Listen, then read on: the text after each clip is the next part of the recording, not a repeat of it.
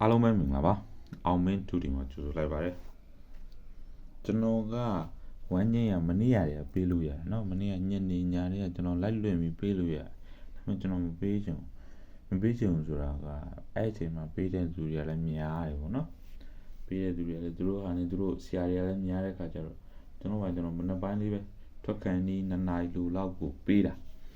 ထွက်ကန်ဒီဘယ်လောက်လဲ2နာရီလိုလောက်ပေါ့နော်အဲ့လို2နာရီ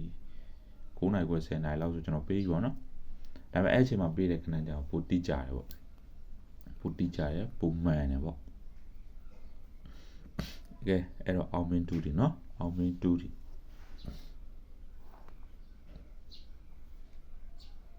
ကျွန်တော် channel လေး subscribe လုပ်ဖို့မမေ့ပါနဲ့ဘာလို့လဲဆိုတော့ကျွန်တော်နေတိုင်းမှာအများနဲ့တွေ့နေအောင်တွေ့မှလည်းထိုးပြတော့ပေါက်တာပေါ့နော်ကဲထားလိုက်တော့ဒီနေ့ဝမ်းချင်းနေကြီးချပေးမှာဘယ်နှစ်ရက်နေတဲ့အတွက်23ရက်နေ့အတွက်ဝမ်းချင်းနေကြီးချပေးမယ်ဝမ်းချင်းကဘယ်လောက်လဲဆိုတော့16ဝမ်းချင်းက16ပေါ့ဝမ်းချင်းက16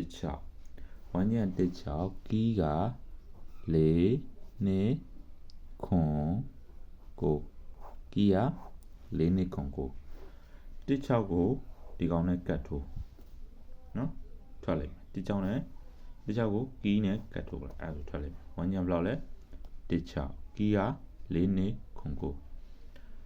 မှန်တိုင်းပြောရင်ကျွန်တော်ဒီလိုမျိုးတင်ရခြင်းอ่ะဒါလူချင်းမင်းတို့အဆင်ပြေအောင်လို့ကျွန်တော်တင်ပေးတာเนาะကျွန်တော်လူလေးတွေပဲပေးလို့ရတယ်အားကြောင့်လို့ပထမမတင်ဘူးလို့တာ